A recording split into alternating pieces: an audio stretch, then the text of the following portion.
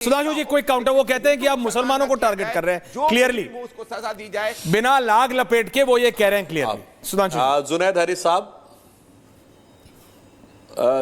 Harris साहब, मैं फिर आपसे कह रहा हूं, आप जैसे पढ़े लिखे व्यक्ति को मैं नहीं मानता कि जानकारी नहीं होनी चाहिए। मैं लाखों दर्शकों से कह रहा हूं, जाके चेक करिए। अखलाक का जब मामला हुआ तब तो समाजवादी पार्टी की सरकार थी उत्तर प्रदेश में। जब केंद्रीय गृह मंत्रालय ने रिपोर्ट मांगी है तो उत्तर प्रदेश की समाजवादी पार्टी सरकार ने, जिसके मुखिया अखिलेश यादव जी थे, उन्होंने जब भेजा है तो कोई कम्युनल एंगल लिखा ही नहीं अखलाक के मामले में। कोई कम्युनल एंगल नहीं लिखा उस रिपोर्ट में जो एलिमेंट्री रिपोर्ट देखी, और ये कोई जाके होम मिनिस्ट्री में चेक कर सकता है। यही मैं कहना चाहता हूं कि सपा की सरकार तो कम्युनल एंगल नहीं लिख रही है, वो कुछ जाति और दूसरे एंगल लिख रही है, मगर यहां इतना हल्ला कि अखलाक एक सिंबल बन गया।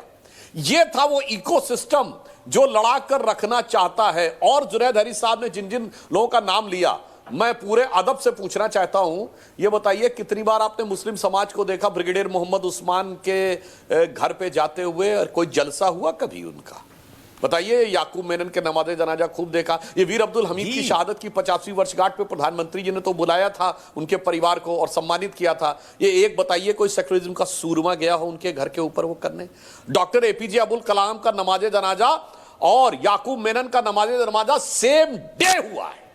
कितने ट्वीट और स्टेटमेंट हुए हैं साथ साथ, मगर ना, याकूब मेनन में खूब दिखेंगे, डॉक्टर कलाम में नहीं। डॉक्टर कलाम मेमोरियल पर कितने लोगों की फोटो हैं जरा दिखा दीजिए सोशल मीडिया पर। इसीलिए मैं कह रहा हूं सर, कहने के लिए इन चीजों से बचाव मत करिए, ईमानदारी से साथ में आइए, तब आप हकीकत से रूबरू होंगे। और अंत में एक बात और कह दूं, बड़ी मजेदार बात जानते हैं क्या है ऐश्वर्य जी? ये औरंगजेब की जो बात करते हैं, अगर आप लेफ्टिस्ट हिस्टोरियंस कोई पढ़ लें, इरफान हबीब और उनको, तो जानते हैं मुगलिया दरबार में सबसे ऊंचा स्थान किसका होता था? उनका, जो मुगलों के वंशानुगत होते थे। सेकंड नंबर पे ईरानी, फिर तुरानी। ईरानी मतलब आज के पर्शियन, फिर तुरानी मतलब आज का सेंट्रल एशिया, कजाकिस्तान, उज्बेकिस्तान। फिर थर्ड नंबर पे लोकल लेवल पे वो हिंदुओं को रखते थे, और चौथे नंबर पे कन्वर्टेड मुस्लिम्स को रखते थे।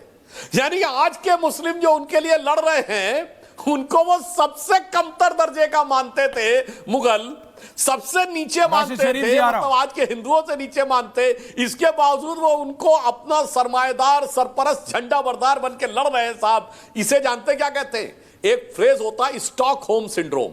हैरिस साहब ने सुना होगा, और हमारे सतीश जी भी बैठे हुए हैं, इनको भी पता होगा स्टॉकहोम सिंड्रोम क्या था। कि कुछ लोगों ने बंदी बना लिया अपहर्ताओं को, और इतना अत्याचार किया कि अपहर्ता उसी के साथ कनेक्शन मानने लगा। यानी पीड़ित जो है वो पीड़ा देने वाले के पक्ष में खड़ा हो जाए, वो इतना मेंटली सब्जुगेट हो जाए। ये हमारे आज के मुस्लिम समाज को स्टॉकहोम सिंड्रोम से बाहर निकलने की कोशिश करनी चाहिए। अनुराग भदौरिया जी, समाजवादी पार्टी। राशिद जी आ रहा हूं इसके बाद। सतीश सा coming to you after this. देखिए सवाल आपने पूछा था सुधांशु जी से कि नफरत की राजनीति इस देश में क्यों हो रही है, तो मुझे अपने क्लास के एक टीचर याद आते हैं। वो हम लोग को पढ़ाने आते थे फिजिक्स, और जितना ज्ञान वो पढ़ के आते थे, जितना ज्ञान वो सब क्लास में बता देते थे। लेकिन हम सर उनसे पूछते रह जाते थे, सर हम लोग तो क्लास 9th में है सर, आप 12th का पढ़ा रहे हैं, ज्ञान दे रहे हैं, सर अभी तो हमारी 9th करवा दो, 9th पास करेंगे तो 10th में जाएंगे ना। लेकिन उनको अपना ज्ञान बताना होता था। सुधांशु जी ने 1961 की बात कर दी, 1948 की भी ज्ञान दे दिया, 1976 का भी ज्ञान दे दिया, और साथ साथ में एक नफरत का ज्ञान दिया उन्होंने। अगर मुस्लिम इस देश में इतने हो जाएंगे तो टूट सकता है, तब तो ताजमहल भी टूट सकता है।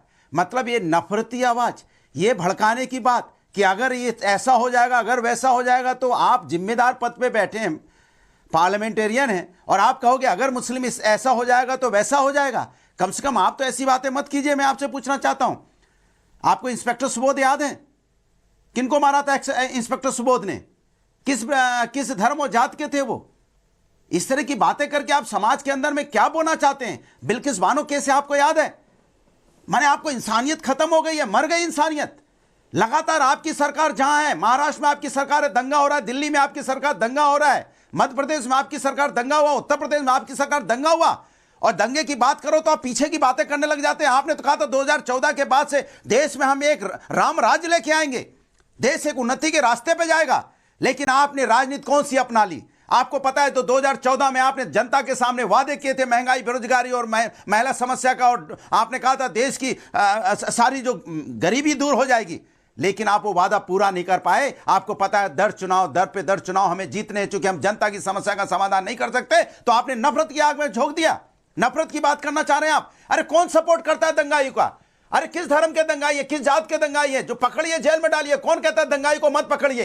लेकिन भारतीय जनता पार्टी के नेता जो नफरत की आवाज बोलते हैं, जो नफरत का बीज बोलते हैं, उन पे कार्रवाई कब होगी? उन पे भी कार्रवाई कीजिए और ठोक के कार्रवाई कीजिए। ऐसा नहीं चलेगा कि भारतीय जनता पार्टी की केतकी सिंह विधायक कुछ भी बोल के चली जाएंगी कि वार्ड अलग बना दीजिए और आप कार्रवाई नहीं करेंगे। संवैधानिक पद पे बैठे लोग हैं, देश संविधान और न्यायपालिका से चल रहा है। बादशाहों का, राजाओं का देश नहीं है कि तलवार के नोक पे फैसला होगा। तलवार की नोक पे फैसला नहीं होगा, संवैधानिक फैसला होगा। अगर कानून के दायरे में जो गलती करता है उसको जेल में डाल दिए। बहुत सीधी सी बात मैं आपसे कहना चाहता हूं। दूसरी बात, आपने बड़ी अच्छी बात कही, ये नफरती, ये मर्ज कौन सा है? कहां से आया है मर्ज? ये मर्ज तो सर आपने ही पैदा किया है। ये नफरत का मर्ज 2014 के बाद से आपने ही पैदा कर दिया। ऐसा आपने मर्ज पैदा किया कि सत्ता पाने वाला आपने हकीम में खोजा हुआ है। कहां से सत्ता मिलेगी?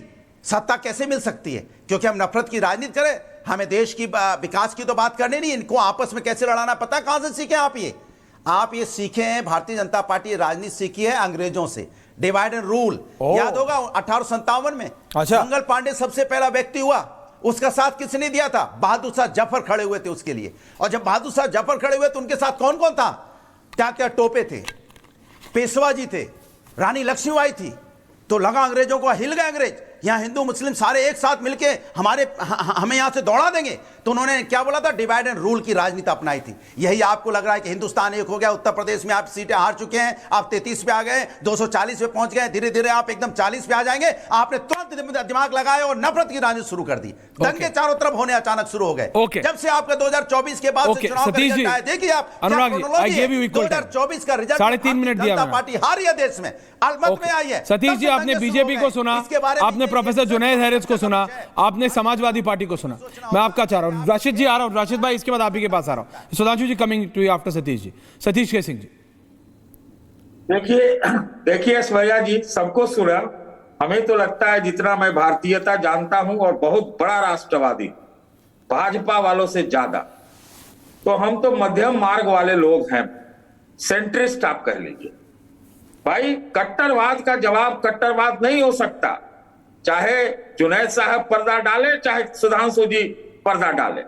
कट्टरवाद का जवाब डॉक्टर साहब, आप में तो एपीजे अब्दुल कलाम बनने की क्षमता है, लेकिन मुंह से थोड़ा बुलडोजर जो है कम करिए।